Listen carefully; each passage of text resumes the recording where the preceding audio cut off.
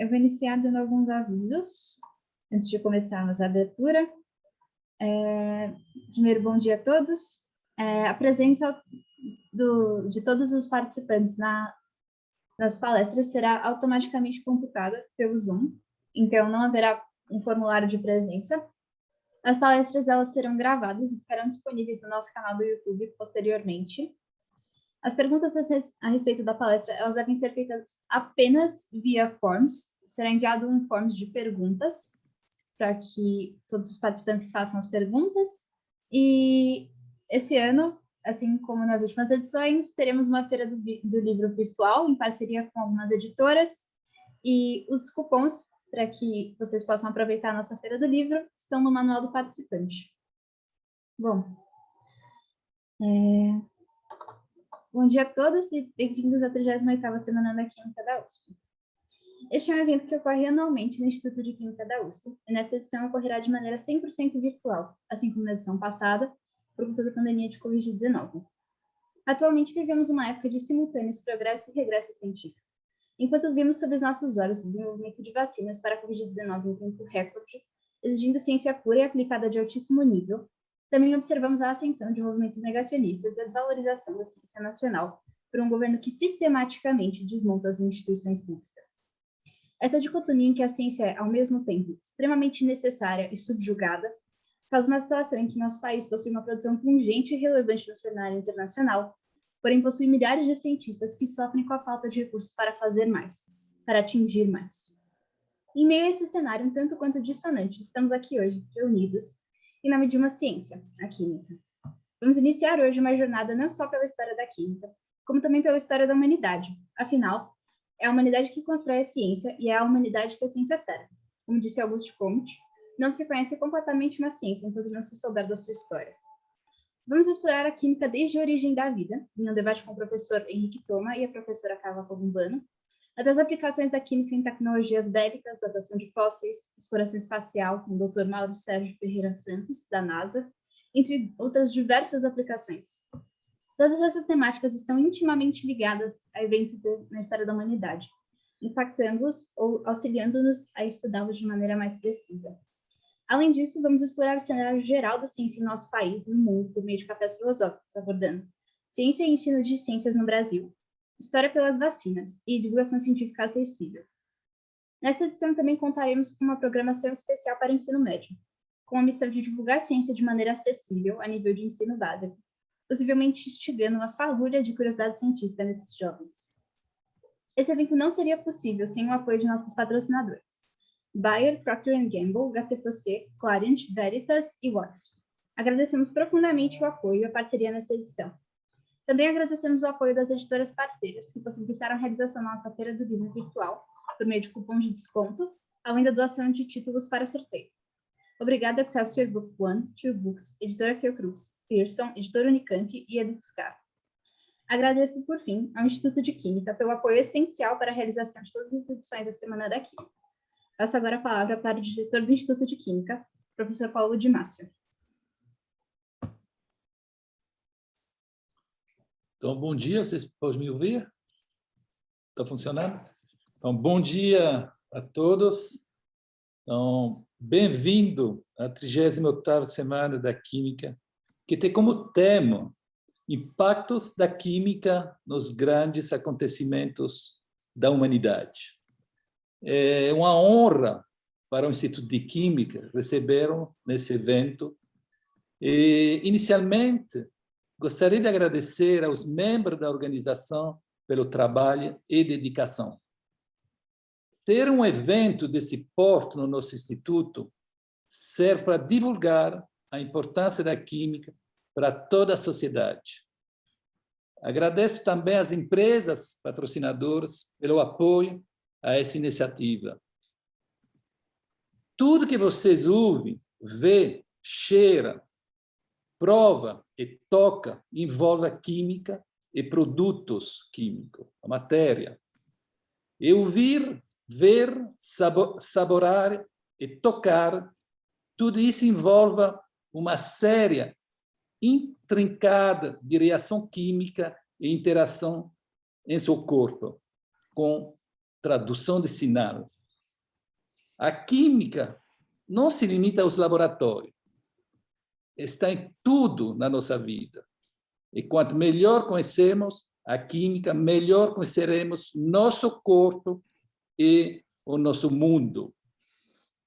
Vocês vão ter uma programação muito diversificada e com palestrantes de altíssimo nível, incluindo o professor Paulo Porto, homenageado no evento, que é um dos nossos especialistas na história da química. Espero que todos aproveitem essa oportunidade para, conhecendo as portas da química, motivar as suas escolhas profissionais. Então, em nome da diretoria do Instituto de Química, desejo um excelente evento a todos vocês. Então, bom dia e aproveite esse evento. Muito obrigado pelo convite. Obrigada, professor Paulo de Márcio. Bom, também estamos aqui hoje reunidos para homenagear um docente muito querido e admirado pelo corpo docente do Instituto de Química, o professor Paulo Alves Porto. O professor Paulo Porto tem como linha de pesquisa o estudo da história da ciência e ensino de química. My camera is off. De pesquisa em história da ciência e ensino de química. Escreveu e participou de diversos livros, ganhando o Prêmio Jabuti pelo livro Interações e Transformações 2, aluno, reelaborando conceitos sobre as transformações químicas, junto ao GPEC. É editor da revista Química Nova na Escola e é coordenador do curso de licenciatura no Instituto de Química.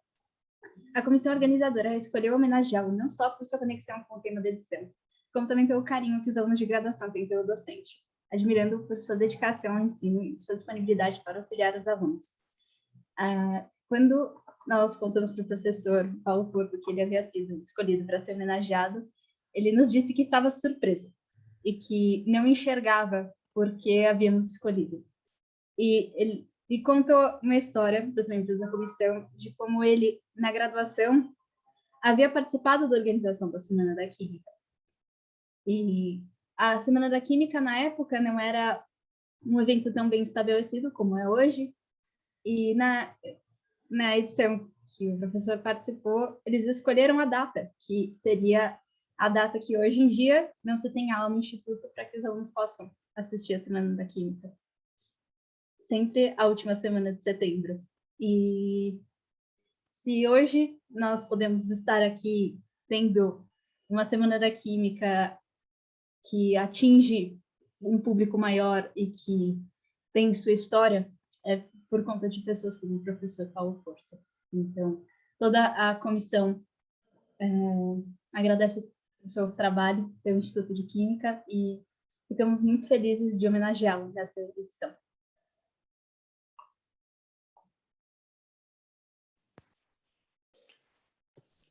Bom, eu gostaria mais uma vez de agradecer. Primeiro, cumprimentar o professor Paulo de Márcio, nosso diretor, a todos os organizadores da Semana da Química e agradecer mais uma vez, então, as palavras, eu diria um pouco exageradas, da Beatriz, mas aqui eu posso atribuir somente a generosidade de vocês por essas palavras. Tá? Eu preparei aqui uma apresentação para fazer nessa abertura. Se vocês me permitem, Beatriz, eu posso...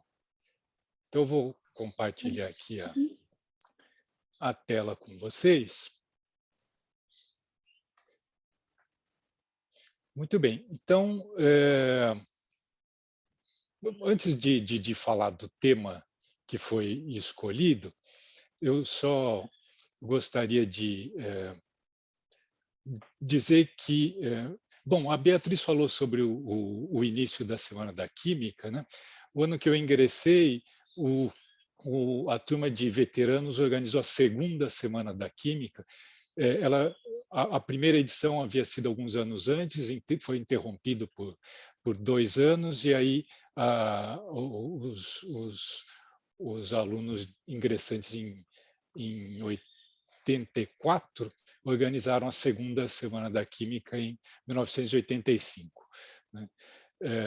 Então, foi nessa ocasião que ficou definida a data da Semana da Química e que continua até hoje.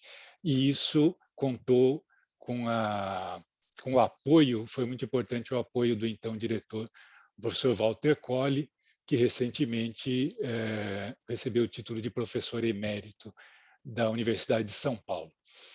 Mas eu gostaria de dizer também que, alguns anos depois, eu participei de uma abertura da Semana da Química. Então, essa não é a minha primeira vez, eu já participei. Mas eu vou mostrar aqui para vocês. Isso foi em 1988, e aqui está uma imagem da mesa de abertura da Semana da Química, onde vocês podem ver o professor Geraldo Vicentini, então vice-diretor do Instituto, ao seu lado o professor Luiz Roberto Pitombo, que foi então homenageado naquela ocasião. O professor Pitombo, um dos pioneiros da pesquisa e ensino de Química no Instituto de Química. E aqui vocês veem o então presidente do centro acadêmico, responsável então pela organização da Semana da Química naquela ocasião, este que vos fala.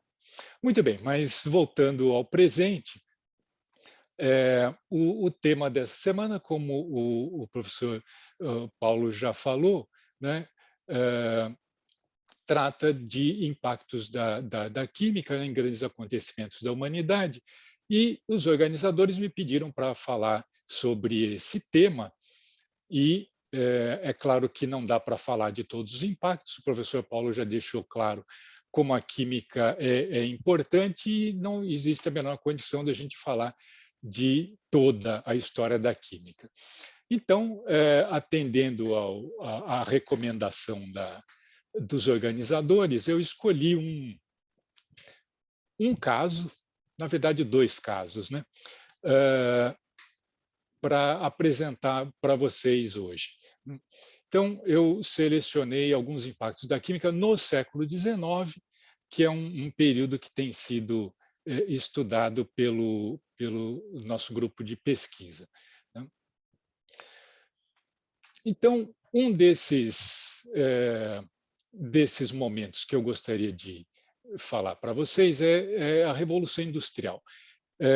Tenho certeza que vocês já ouviram falar da Revolução Industrial, né, como sendo um momento importante na história da humanidade, né, que é geralmente associada com a criação da máquina a vapor no início do século XVIII, aperfeiçoada mais no final daquele século, e que veio a ter um grande impacto no século seguinte, o XIX. Né? Então, geralmente se associa, acho que a ideia, né,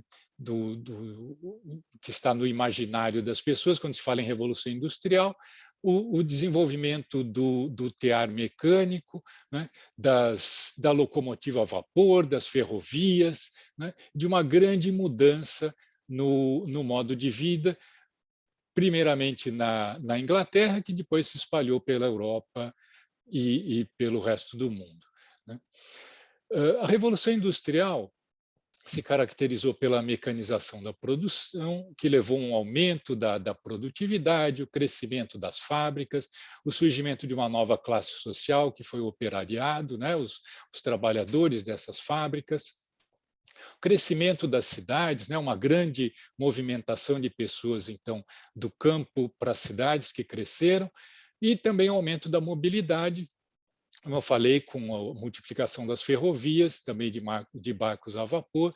Enfim, vocês podem imaginar que todas essas novidades, né, levaram a uma grande modificação no modo de vida das pessoas, né? E aqui eu cito as palavras do Colin Russell, um historiador da ciência, que chama atenção para o fato de que muitas vezes se fala da Revolução Industrial, mas não se dá atenção para os aspectos químicos envolvidos nesse processo. Eu cito aqui as palavras dele: se não houvesse ocorrido nenhuma revolução química anterior, a Revolução Industrial não poderia ter acontecido, nem as mudanças políticas e sociais que se seguiram e que transformaram o nosso mundo. Então, vamos ilustrar o que ele quer, o que o Russell quer dizer com isso. Qual foi a importância, né? O que havia de química por trás da Revolução Industrial. Bom, como eu disse, um dos aspectos, né, que impulsionou bastante a Revolução Industrial foi o surgimento do tear mecânico, né, a mecanização da produção de tecidos, que passaram então a ser produzidos em larga escala. Mas para se produzir tecido, é preciso limpar as fibras, né? Então, houve para um aumento da produção de tecidos, foi necessário aumentar a produção de sabão. Então, essa é uma das demandas que surgiram na época, né? O sabão se tornou cada vez mais necessário para a limpeza dos tecidos, especialmente os de origem animal, que também precisavam ser branqueados, e eu já vou falar daqui a pouco do branqueamento de tecidos. E um pouco mais tarde, já mais para o meio do século XIX, o sabão também foi alcançando maior utilização na higiene, de um modo geral, né? Para além da sua utilização na fabricação dos tecidos. Uma outra demanda, e a gente já vai ver qual é a relação de uma coisa com a outra, foi pelos vidros, né? Os vidros, evidentemente, que eram usados para produzir garrafas e outros recipientes, mas também para a produção de janelas. Qual é a importância disso? Qual é a relação dessas duas coisas? Vejam aqui uma imagem, né, de uma fábrica do século XIX na Inglaterra, e observem as grandes janelas de vidro. Qual que é a importância disso? Qual é a relação disso com a produção? A existência de grandes janelas permitia a iluminação natural. A Inglaterra não é um país especialmente ensolarado, então era importante aproveitar o máximo de iluminação natural que pudesse haver, né? E lembrando também que nessa época ainda não existia iluminação elétrica, de maneira que sempre havia o risco de incêndio relacionado a outras formas de iluminação, né? Então veja que a demanda por vidro, à medida que as fábricas cresciam, a demanda por vidros também crescia. Mas, enfim, então, o que essas duas demandas, por sabão e por vidros, têm em comum? Bom, vocês, como químicos, devem imaginar uma resposta, né? Existe uma matéria-prima em comum, né, na fabricação do sabão e dos vidros, que é a chamada soda ou barrilha, né? Não confundir com a soda cáustica, né? Nós estamos falando aqui do carbonato de sódio. Então, essa matéria-prima está envolvida na saponificação de gorduras, né? Passando primeiro pela caustificação da soda, e também em mistura com areia e calcário, né? A barrilha está presente na fabricação do vidro. E por que essa matéria-prima é importante quando a gente pensa em grande escala de produção? Porque até o final do século XVIII, a barrilha era obtida a partir de cinzas de vegetais, né? Num processo que era, vocês imaginam, né? Não permitia um aumento muito grande da produção. Então, é no final do século XIX que este francês, Nicolas Leblanc, desenvolveu um processo, como diz aqui nessa estátua em sua homenagem, né, de produção da soda a partir do sal marinho, ou seja, do cloreto de sódio. Então, o processo Leblanc produzia a soda, ou barrilha, a partir de ácido sulfúrico, então, cuja produção também aumentou bastante a partir do final do século XVIII, né, e do sal, então uma matéria-prima muito mais fácil de se obter, né. Então, de maneira simplificada, né, aqui a gente tem as equações químicas referentes ao processo Leblanc. Então, vocês veem aqui como matérias-primas principais, né, cloreto de sódio, ácido sulfúrico, forma, então, o sulfato de sódio, e eu chamo a atenção para o desprendimento de cloreto de hidrogênio na forma gasosa, que nessa época não tinha muita utilidade, né? O que os fabricantes estavam interessados era na barrilha, né? Então, numa etapa seguinte, envolvendo aqui outros sólidos, né, o calcário, o carvão, se produzia a barrilha, e aqui temos outros subprodutos, o gás carbônico e o sulfeto de cálcio, né? Então, eu chamo a atenção para esses dois resíduos, né, o cloreto de hidrogênio gasoso e sulfeto de cálcio sólido, porque esses resíduos geravam problemas ambientais, tá? Bom, aqui nós temos uma ilustração, né, que mostra um forno cilíndrico do processo Leblanc. Vocês veem que a matéria-prima sólida era alimentada aqui na parte de cima do forno, né, e depois, no final da operação, a batelada era retirada aqui por baixo, né, e esses carrinhos iam removendo, né? Então, aqui tem a entrada e aqui a saída da matéria-prima. Perdão, aqui a saída do produto. E aqui tem uma imagem, né, que simboliza o progresso no século XIX, né? Vocês veem aqui a ferrovia, vocês veem algumas pessoas aqui, aparentemente observando a paisagem, né? Essa paisagem do progresso, e o grande símbolo desse progresso eram as chaminés, né? As chaminés soltando aqui a fumaça resultante dos processos industriais, né?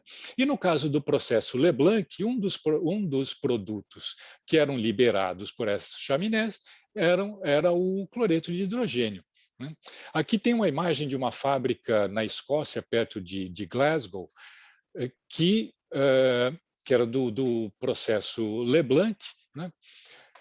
Então, havia o problema do resíduo sólido de sulfeto de cálcio misturado com excesso de calcário, né? Então, eram produtos sólidos que eram amontoados e geravam um problema, né?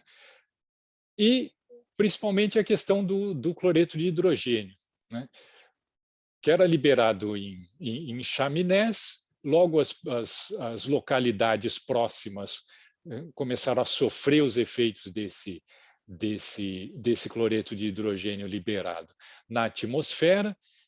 Então, a solução, entre aspas, encontrada na época foi construir chaminés cada vez mais altas para que houvesse maior dispersão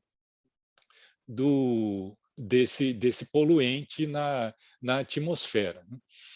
De maneira que, nessa fábrica de Glasgow, a chaminé, com, se não me engano, mais de 120 metros de altura, era, então, na ocasião, uma das estruturas mais altas do mundo, né?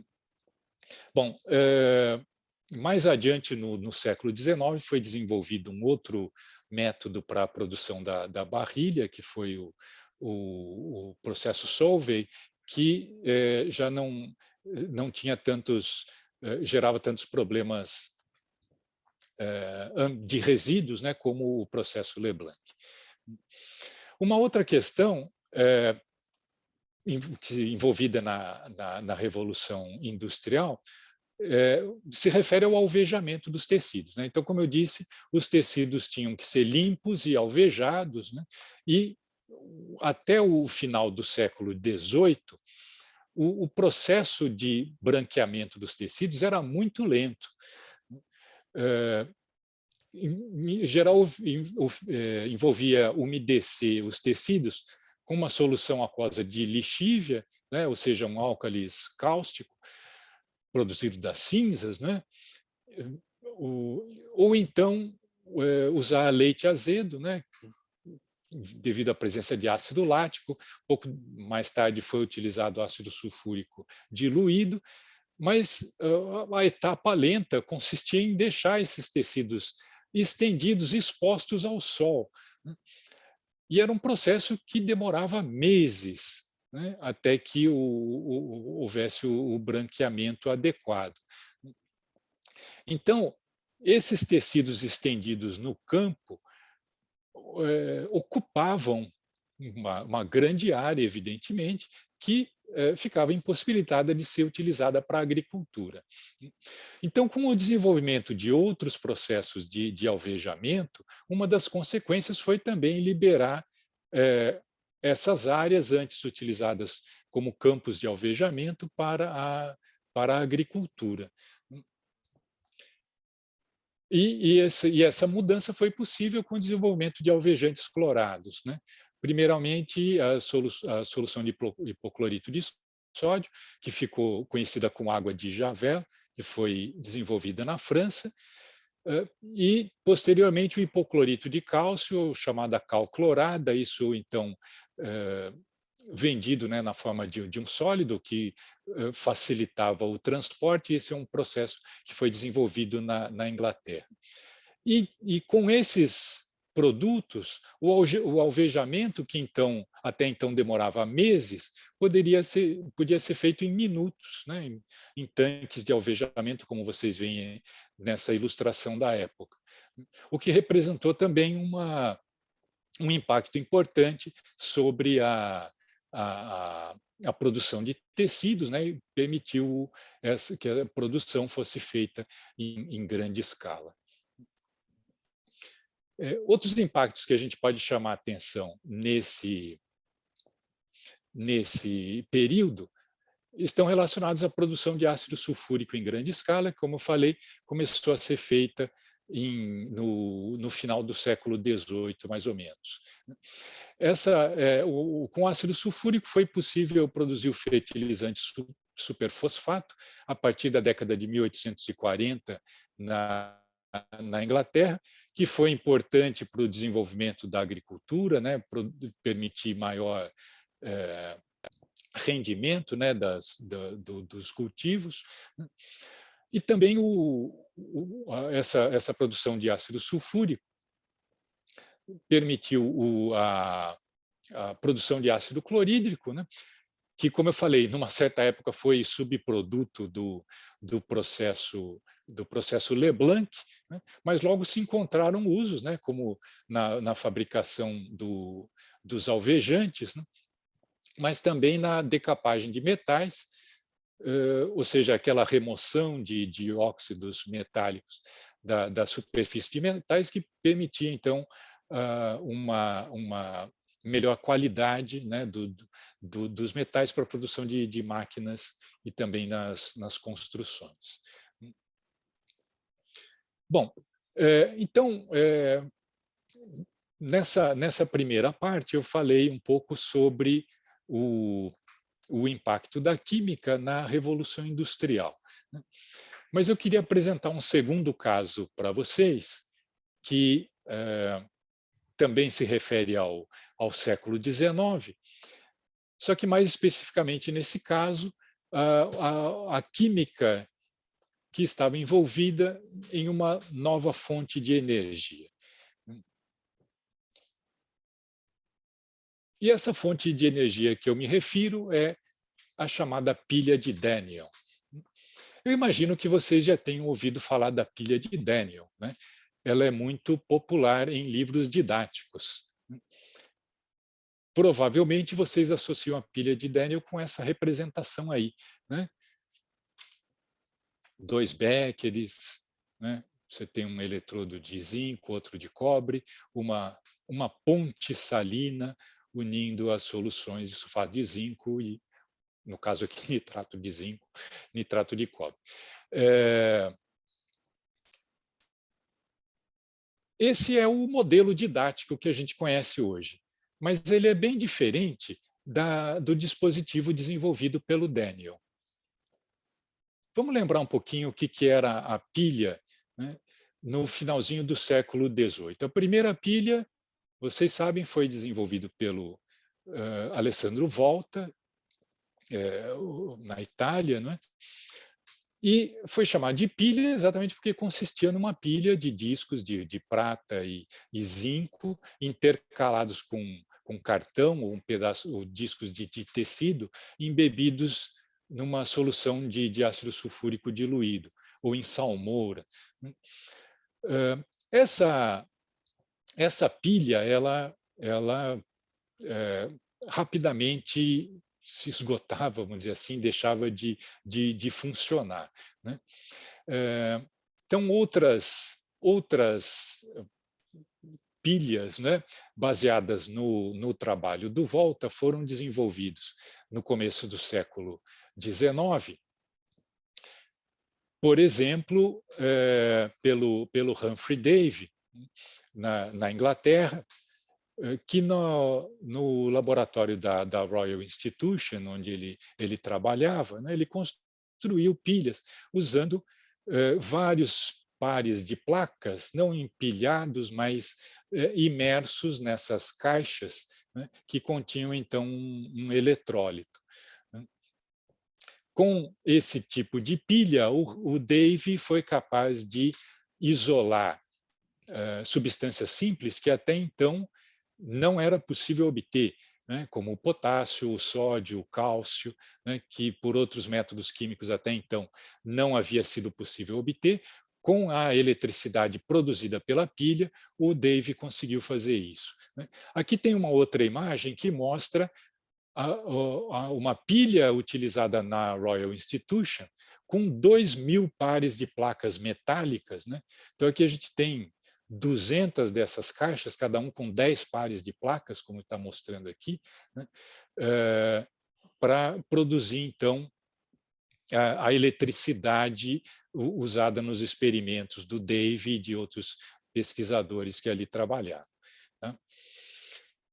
Mas esse tipo de pilha, ou de bateria, ou de célula eletroquímica, ele tinha aquele problema da instabilidade, de não manter a corrente constante por muito tempo, né? Então, rapidamente, a corrente produzida diminuir, né? Então, havia um interesse muito grande na ocasião pela construção de uma bateria que fornecesse uma corrente constante por mais tempo. E esse foi uma das questões que interessou ao químico John Frederick Daniel. Uma das questões, porque ele se envolveu em uma porção de outros trabalhos, como eu dou alguns exemplos aqui, né? Ele foi membro da Royal Institution, onde a mesma instituição, né, em que trabalhou o Humphrey Davy e também o Michael Faraday, né? Mas, além disso, ele trabalhou numa refinaria de açúcar, ele trabalhou na proteção de navios contra a corrosão e também contra raios. Ele fez estudos meteorológicos, publicou uma série de estudos num livro que foi importante na época.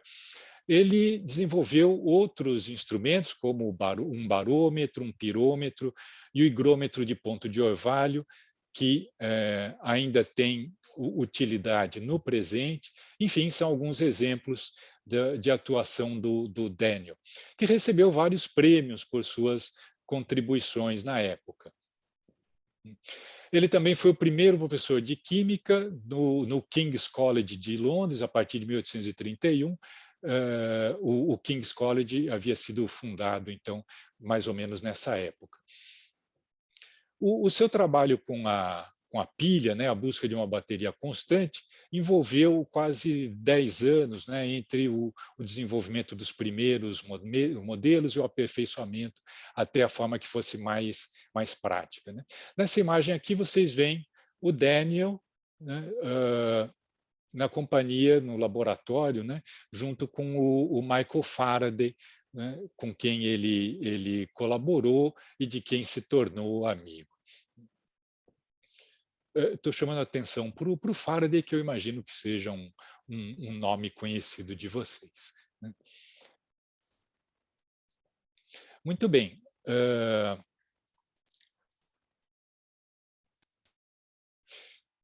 Aqui tem uma imagem que mostra o primeiro modelo de pilha ou de bateria constante que o Daniel publicou, né? Então, aqui em 1836, ele já tinha um modelo que ele havia desenvolvido e que ele comunicou à Royal Society da Inglaterra, né, a sua construção. Então, aqui está o modelo e aqui um detalhe da parte central. O que é que vocês veem aqui no modelo? Você tem um bastão de zinco, tá? Ele está mergulhado, então, num eletrólito que está contido dentro dos limites aqui de uma membrana feita com tecido animal, tá? De esôfago de boi. Então, aqui no detalhe mostra o que seria essa parte central aqui. Aqui está a membrana, tá? Que vai servir para quê? Para separar este eletrólito do outro eletrólito que fica neste outro recipiente aqui, tá? Esse outro recipiente é feito de cobre, que vai servir ele próprio como outro eletrodo, tá? Então, você tem o bastão de zinco aqui no meio e o recipiente externo é feito de cobre. E, então, em contato com esse outro... Opa, deixa eu voltar aqui. Em contato com esse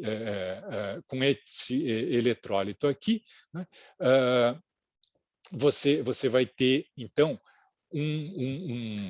uma forma de impedir que ocorresse, né, reação direta desse eletrólito com o bastão de zinco, né, o depósito de cobre sobre o eletrodo de zinco, que era, entre outros fatores, né, que prejudicavam o funcionamento daquelas pilhas anteriores, né. O contato elétrico dessa pilha, né? Vocês veem aqui o contato com o eletrodo de cobre, que é o próprio recipiente, é feito por meio desse outro recipiente aqui, onde o Daniel colocava mercúrio. Então, em vez de ligar em algum outro dispositivo diretamente com um fio, ele usava esse recipiente com mercúrio, tá? O que mais? Aqui, o que eu chamo a atenção também para esse sifão aqui. Qual é a ideia desse sifão? Esse sifão comunica com o recipiente interno, né? Então, esse eletrólito que está em contato com o bastão de zinco, ele era constantemente renovado, tá? Com um funil que colocava... O que era esse eletrólito aqui? Esse aqui era uma solução diluída de ácido sulfúrico, tá? 1:8. Que era constantemente, então, colocada aqui, e o excesso, né, que ele vai ficando, à medida que a reação vai se desenvolvendo, né, ele vai sendo retirado por aqui, de maneira que você tem um suprimento sempre novo da solução de ácido sulfúrico diluído, tá? Bom, aqui tem uma associação de 10 dessas células eletroquímicas, né, constituindo, então, o que era chamado de bateria, né, o conjunto das células individuais, né, era a bateria.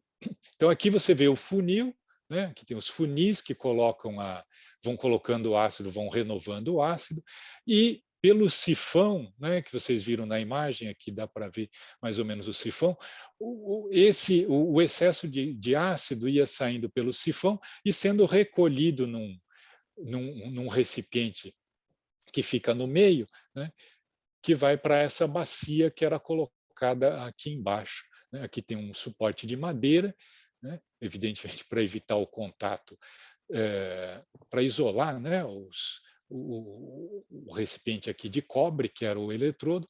Então, era montado sobre uma mesa de madeira, e aqui no meio um recipiente para recolher o ácido que caía aqui do sifão. Muito bem, esse é o modelo de 1836. Tá?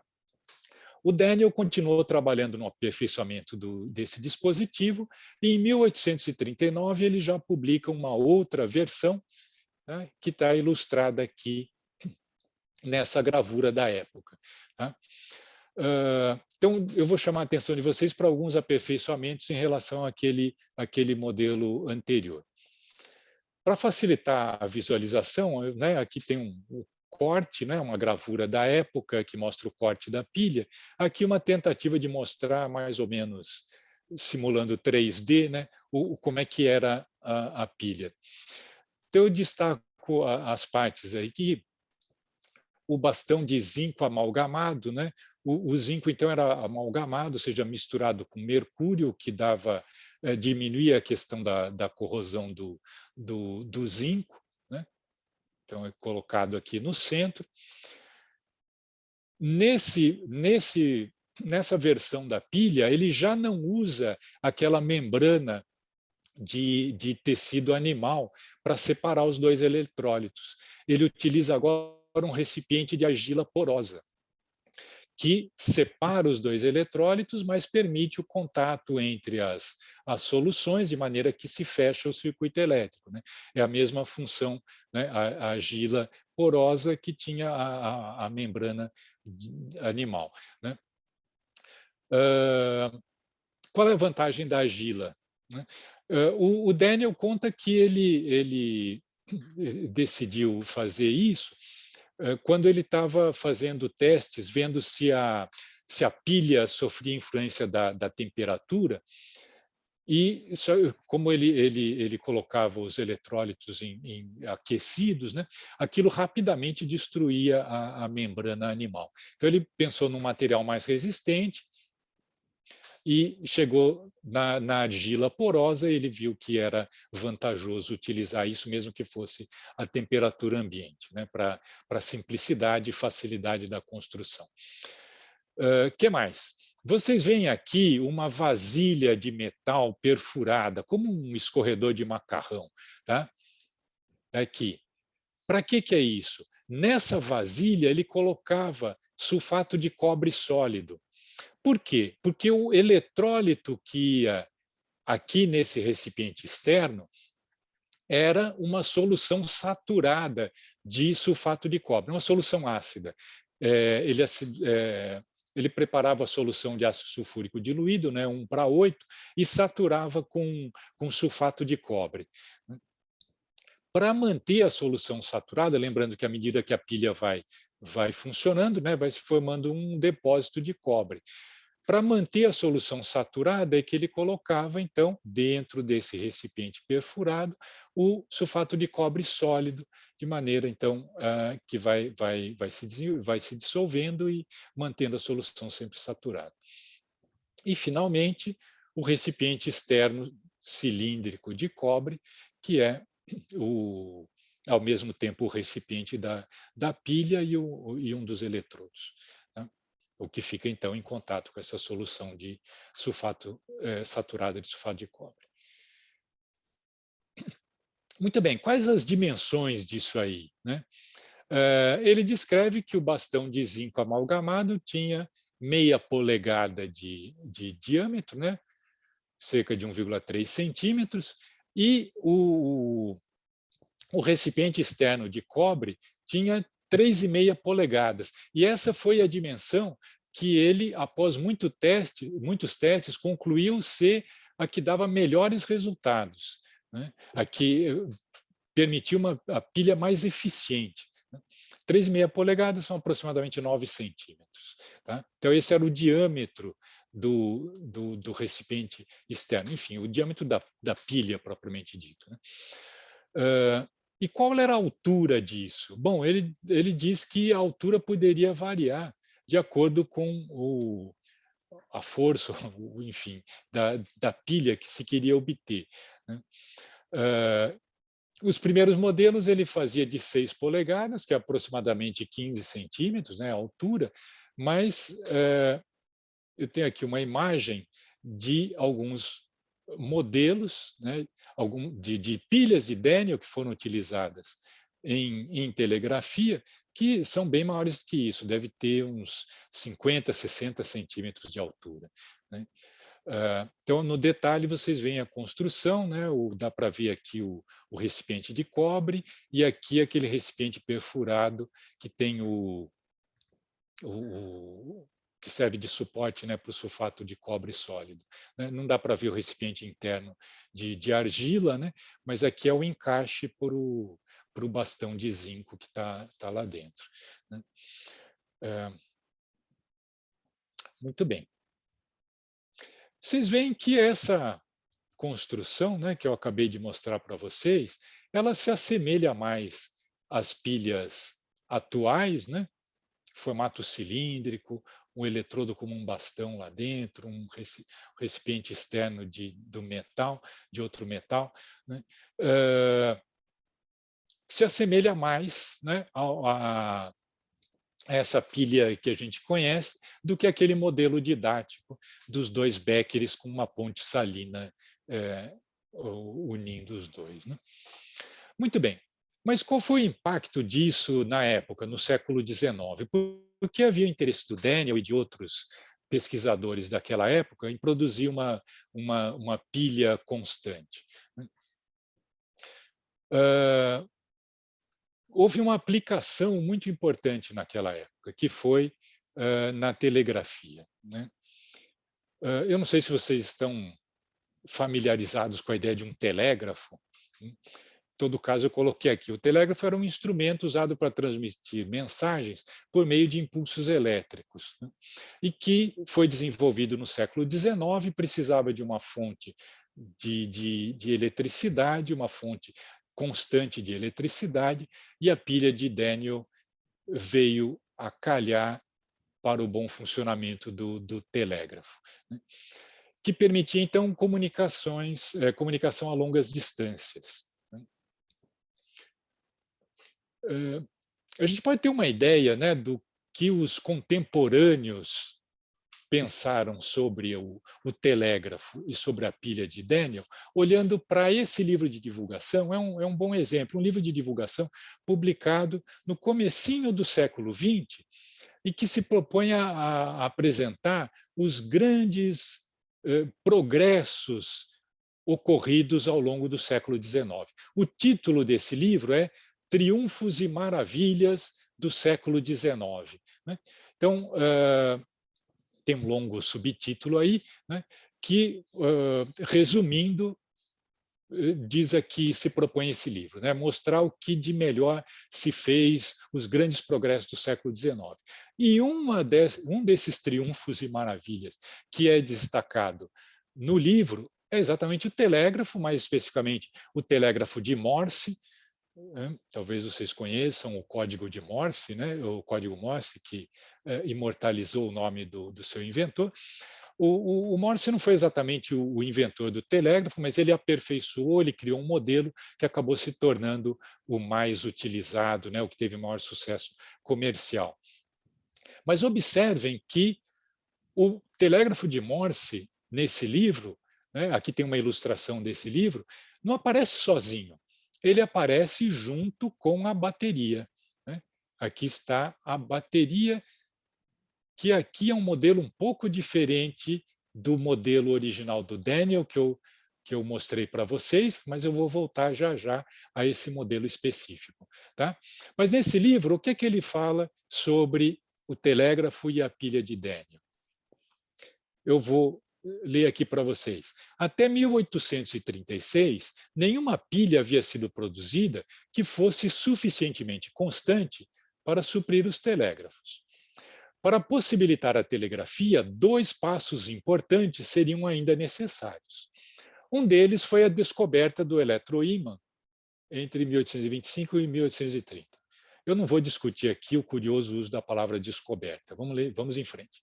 O outro foi a descoberta da pilha ou célula de Daniell, em 1836, por meio da qual uma corrente elétrica constante podia ser sustentada por um longo tempo. Então, essa invenção importante, que foi o telégrafo, é destacada associada à pilha de Daniell.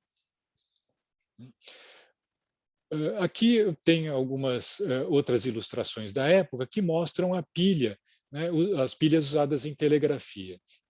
Aqui é a ilustração de uma estante de baterias na estação telegráfica da Western Union, em Nova York.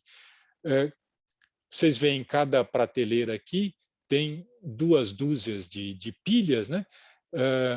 Aqui a ilustração mostra só 2 prateleiras preenchidas, mas eram usadas centenas de pilhas, né? Só essa estante aqui podia comportar, né, quase 200 pilhas. Para vocês terem uma ideia, na Agência Central de Correios de Londres, eram utilizadas ou eram armazenadas, né, cerca de 20.000 pilhas, vamos dizer, no momento de ápice, né, da utilização do telégrafo no século XIX. Essa outra ilustração aqui mostra uma agência de telégrafos da época, né? Aqui o lado externo, né? E aqui o lado interno, né? Com um cliente aqui, né? Passando a mensagem que ele quer transmitir ou recebendo uma mensagem, e aqui, em primeiro plano, o telegrafista, né? Ou seja, aquele que opera efetivamente o telégrafo, né?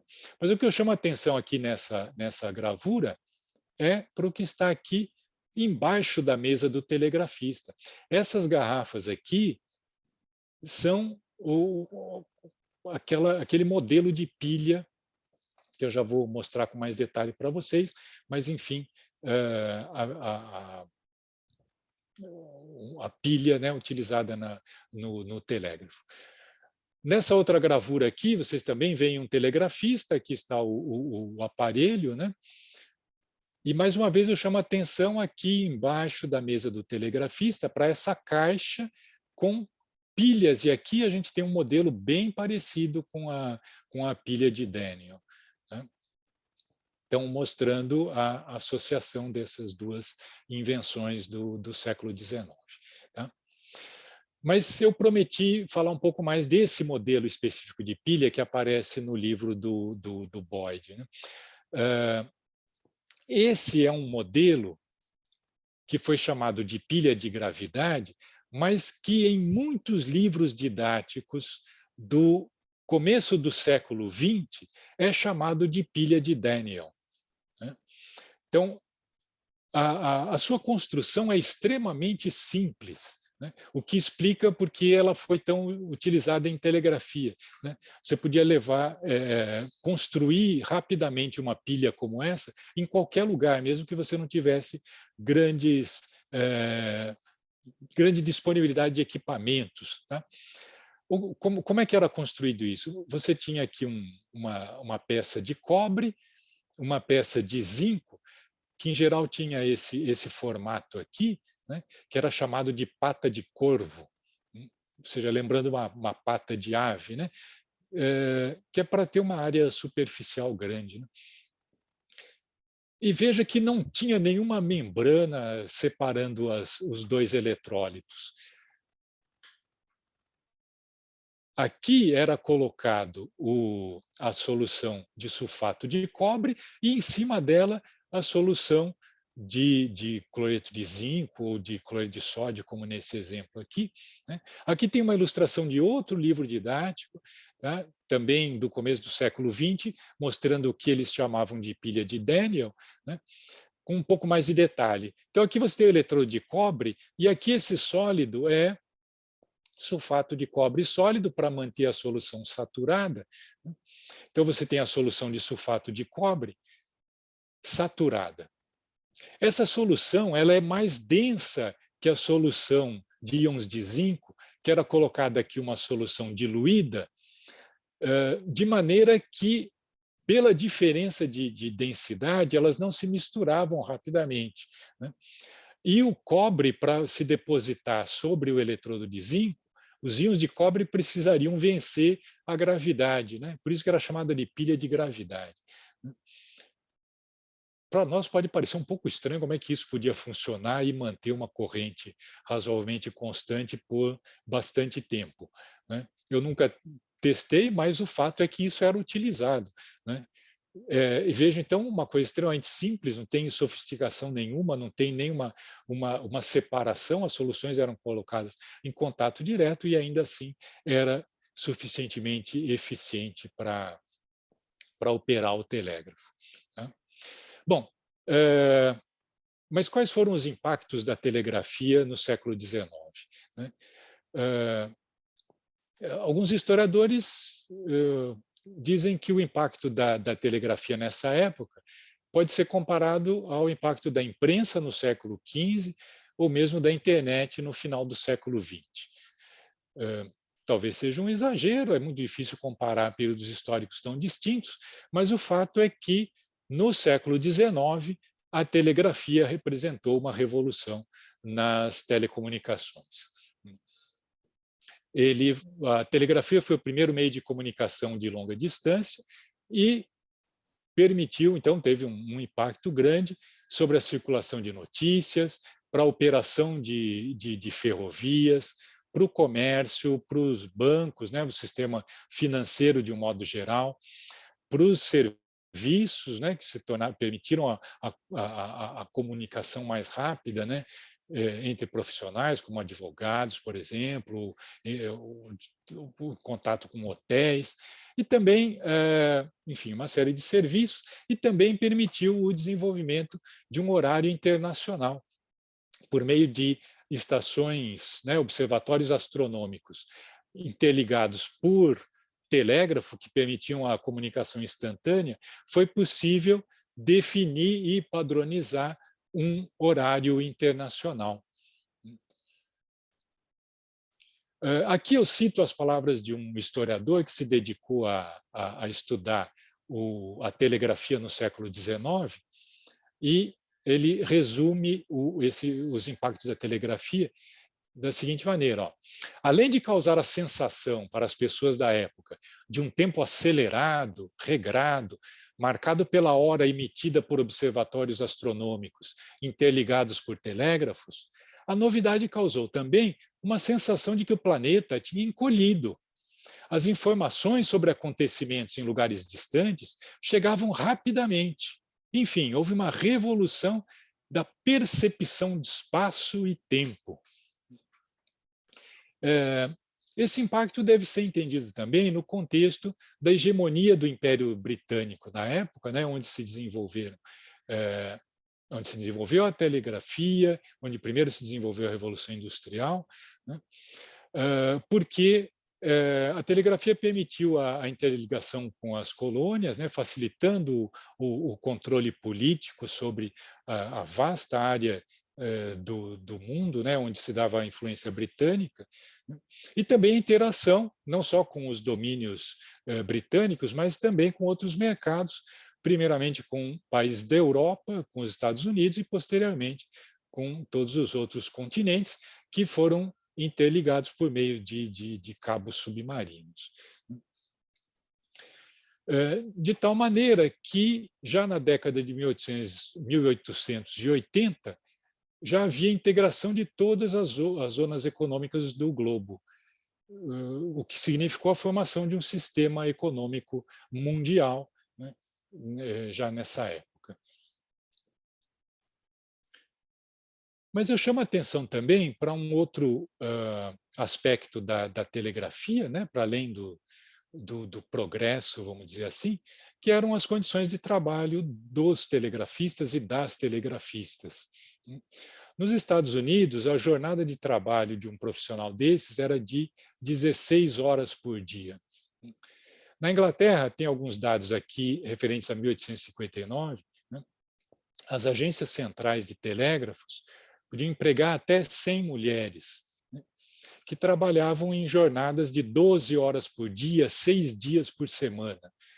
E era interessante empregar mulheres porque elas recebiam salários menores do que os homens. Então, aqui a gente vê que uma nova tecnologia, embora tenha trazido prosperidade para alguns e facilidades para muitos, nem por isso aliviou a opressão sobre a classe trabalhadora.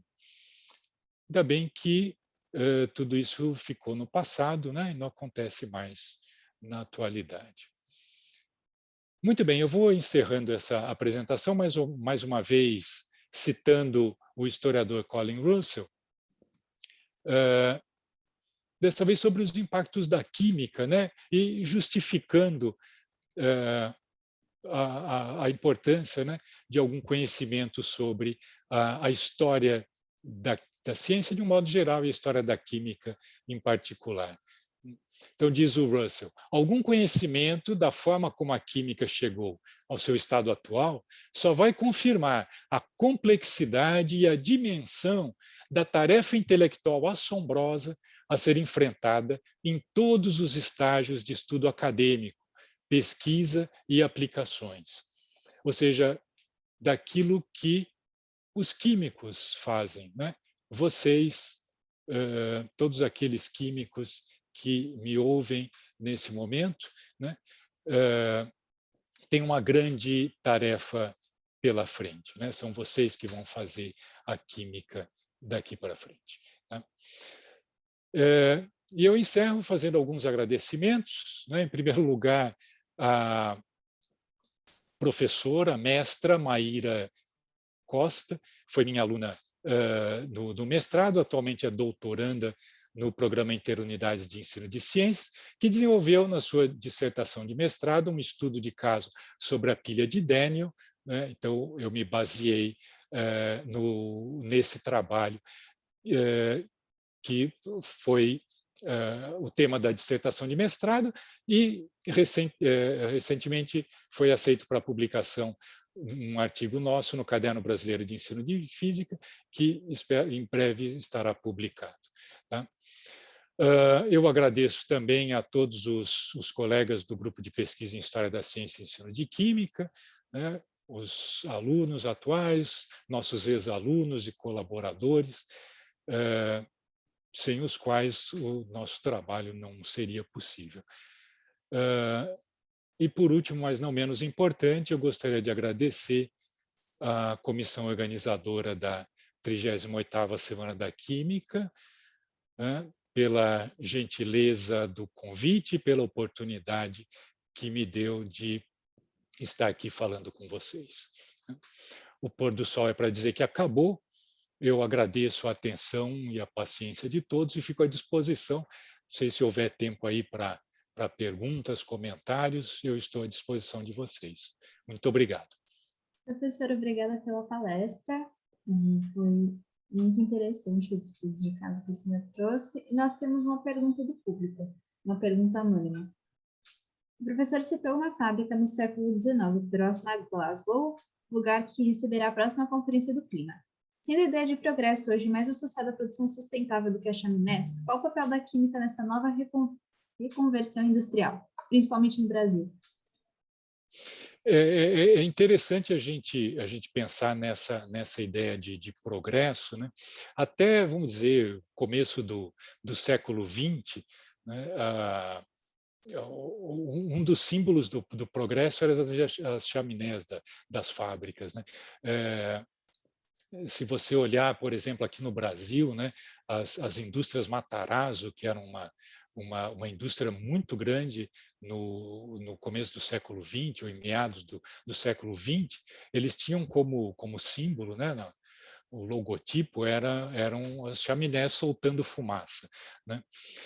Isso vai mudando ao longo do século XX, especialmente a partir da década de 1960, quando surge uma consciência ambiental, vamos dizer assim, né? Questionando, né, a questão da poluição, né, do impacto sobre o ambiente, né, das atividades humanas e, em particular, das indústrias químicas, né? Então, foi necessário, a partir dessa época, repensar a maneira como como as indústrias funcionavam, né? E, se não me engano, é na década de 1970 ou talvez 1980, né, que se desenvolve bom, claro, o movimento ambientalista, primeiro chamado de movimento verde, e mais tarde, na química especificamente, surge a chamada química verde, né, que se torna então uma preocupação de todos aqueles que desenvolvem qualquer tipo de atividade química, né? Pensar na prevenção, né? Mais importante do que pensar em como despoluir, né? A nossa primeira preocupação tem que ser não poluir, né? Desenvolver processos não poluentes, né? Que aproveitem a matéria-prima da melhor forma possível, da forma mais completa possível, não gerando resíduos ou gerando o mínimo de resíduos, e que isso não vá para o ambiente onde possa causar algum dano, né? Então, essa é uma preocupação da atualidade, né? Em termos de publicidade e propaganda, uma estratégia das indústrias foi, claro, retirar as chaminés dos seus símbolos, né? Hoje em dia, os símbolos mais amigáveis são uma folhinha verde, né? uma gota de água bem azulzinha, né? Para mostrar que não está poluída, né? E muitos simplesmente tiraram a palavra química dos seus nomes, né, dos nomes dos seus departamentos, que é uma estratégia também, depois que a palavra química se desgastou, né, ou foi associada com poluição, né, uma estratégia publicitária é usar outros nomes que não envolvem a palavra química. Mas, enfim, a importância, o mais importante no caso é a gente se preocupar com o impacto daquilo que a gente faz, né? Isso tem que ser a preocupação de todos os químicos. A gente não pode se eximir, achar que eu sou só um funcionário, um empregado, né? Essa preocupação tem que ser de todos os que trabalham com qualquer aspecto da pesquisa e da produção, principalmente da produção, né, que envolve substâncias em larga escala, né?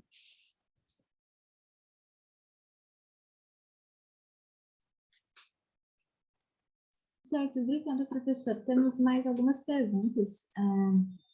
A segunda pergunta. Oi, professor, obrigado pela palestra. Fiquei intrigado com a pilha de gravidade. Inverter a ordem das soluções e colocar a de zinco embaixo alteraria muito a funcionalidade? Alteraria, né? Porque se você coloca a de zinco, que é mais diluída, embaixo, quando você coloca porque essa adição tinha que ser bem lenta, né? Da menos densa sobre a mais densa. Se você coloca de zinco embaixo, ela é menos densa. Você coloca a saturada em cima, vai misturar tudo. E aí você vai ter um eletrólito só. Aí não vai funcionar por muito tempo, né? Então, a ideia é colocar a solução mais densa, que é a saturada em sulfato de cobre, e adicionar lentamente a solução que contém íons de zinco, enfim, uma solução diluída por cima para elas não se misturarem.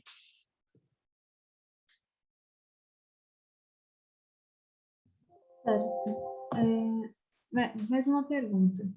Algum motivo específico para uma representação tão simplificada / reduzida da pilha de Daniel nos livros didáticos atuais? Essa é uma ótima pergunta, e uma pergunta que preocupou minha aluna Maíra quando ela estava desenvolvendo o trabalho dela, né? Qual é a função do modelo didático? A função do modelo didático é ensinar.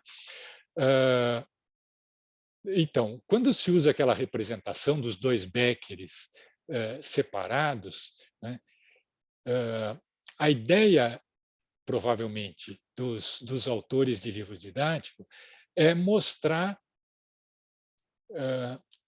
as semi-reações, né? Então, ilustrar que,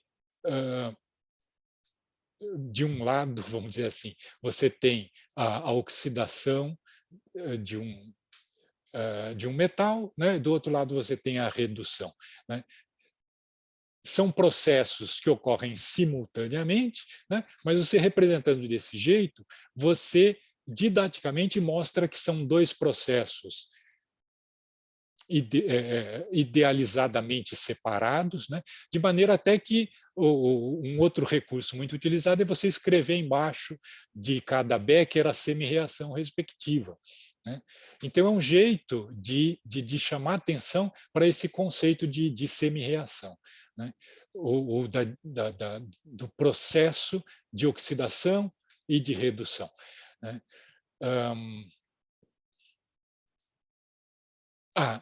A questão é, por que isso é chamado de pilha de Daniel? Se a pilha de Daniel é tão diferente dessa, né? Como eu mostrei para vocês, no começo do século XX, o nome pilha de Daniel foi, por muitos autores de livros didáticos, associado à pilha de gravidade, que é diferente da pilha original do Daniel e é diferente desse modelo didático que a gente tem mais comum hoje, né? Por que eles usavam esse modelo da pilha de gravidade? Possivelmente porque era o mais utilizado, né? Era bastante difundido aquele modelo, bastante simples, né? E também não é difícil de enxergar ali a ideia dos dois metais em contato com dois eletrólitos diferentes, né? Que, de alguma forma, tem que se comunicar também. Eles precisam estar separados, mas eles precisam se comunicar para você fechar a corrente. A única coisa que todos esses modelos têm em comum, aliás, tem duas coisas, vamos dizer assim, é o par metálico, cobre e zinco, e eu esqueci de mencionar que antes do Daniel chegar no par cobre e zinco, ele testou muitos outros pares, né? Durante muito tempo ele usou prata e zinco, né? Mas ele testou muitos outros pares até chegar no que era mais conveniente, tá? Então, não foi assim logo de cara que surgiu esse par. Mas, enfim, então o que todos os modelos têm em comum? O par cobre-zinco e o fato de você ter eletrólitos separados, unidos de alguma forma, mas separados, né? O que distingue essa pilha da pilha do Volta e de outros modelos de pilha anteriores, né? Mas eu não sei se eu respondi a pergunta. Certo. E a última pergunta é: olá, professor. Muito interessante ver como, apesar do caráter democratizante dos grandes avanços da química, onde a matéria-prima animal não é mais necessária, dando lugar a moléculas sintéticas, ainda não se obteve uma melhora do estilo de vida de muitos.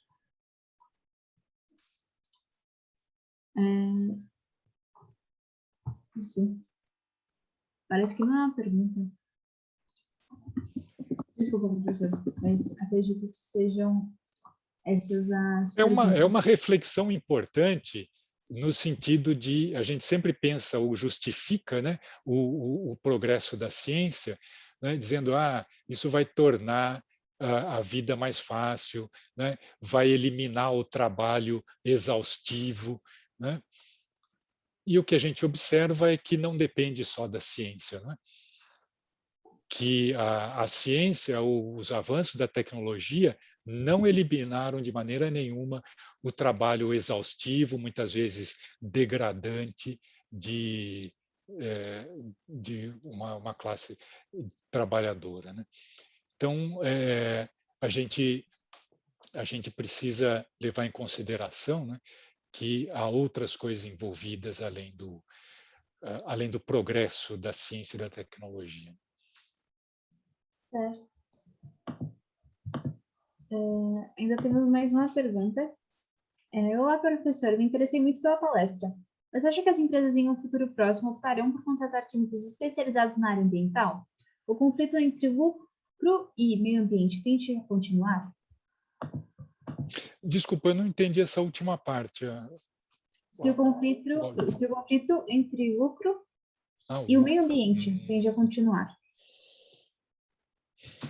Essa é uma ótima pergunta. Essa é uma ótima pergunta. Quando a gente... A resposta não é simples, né?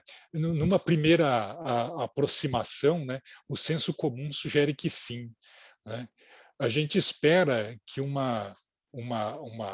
que essa consciência ambiental ela se desenvolva, né?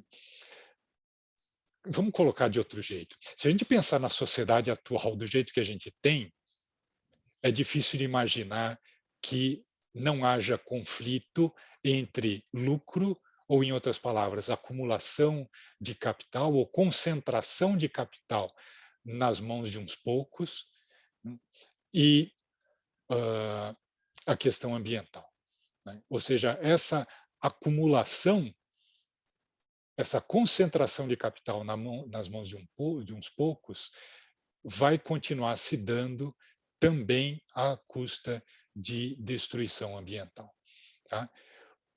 Porque aparentemente é assim que a sociedade atual, o sistema econômico atual está funcionando. Precisa ser assim? Não, não precisa ser assim, né? Outras estruturas econômicas e sociais são possíveis, né? E a questão ambiental pode ter uma participação muito grande em relação a isso, né? A gente pensar em formas de produção, né, que permitam que a maioria da população tenha condições dignas de vida, e que o ambiente seja preservado para gerações futuras, né? Isso é possível, isso pode ser feito, né, mas precisa ser feito numa outra sociedade, né? Uma outra sociedade é possível e a gente tem que levar isso em consideração. Certo. Obrigada, professor, pela palestra. Acredito que tenha sido muito boa para representar o tema, para dar início à nossa semana.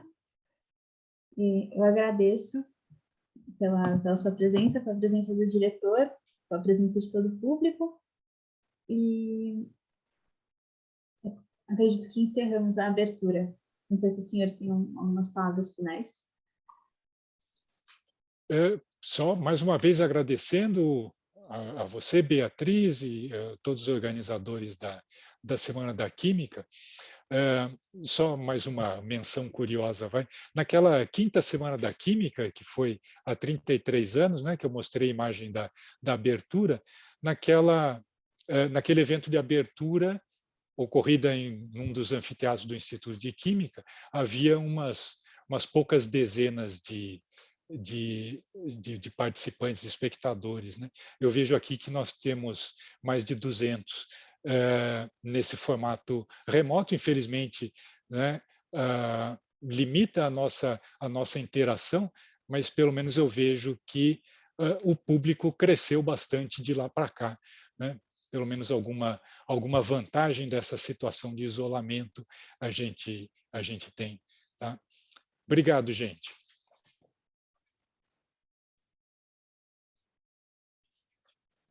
Professor Paulo, o senhor tem mais alguma consideração?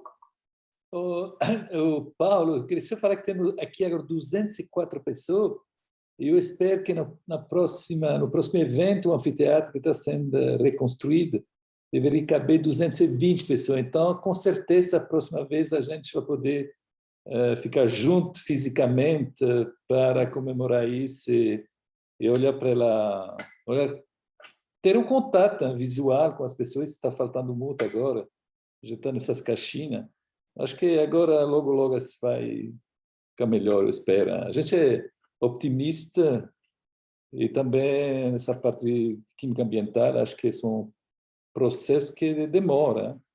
O ser humano, a cultura, a atividade demora. Espero que vai ser mais rápido que a consequência disso. Mas eu tenho que ser otimista, né? Vamos ser otimistas, né? Eu acho que é importante, e aí, como todo mundo que está aqui, acho que a processo educacional, né? Acho que é a parte mais importante da sociedade, né? Desde criança, né? Educar as pessoas para eles terem um pensamento nesse sentido. Né? Então, isso é importante, porque é a única possibilidade, educação, né? Em todos os aspectos, ambiental, cultural, esse relacionamento, acho que é o único jeito. Então, parabéns a todos vocês pela organização. Muito obrigado, Paulo, por sua apresentação. Eu aprendi bastante, não sabia dessa analogia das pilhas miniaturizadas com as pilhas antigas, as formatos, etc. Muito legais. Eu vou tentar lá ir para Londres. As gravuras deles são em Londres. Eu vi também com as gravuras da Itália também, lá eu vi. Legal, muito, muito bonito. Obrigada. Obrigada a todos vocês da organização também, Beatriz. Muito obrigado. Bom dia. Bom, obrigada e bom dia a todos. Até a próxima atividade.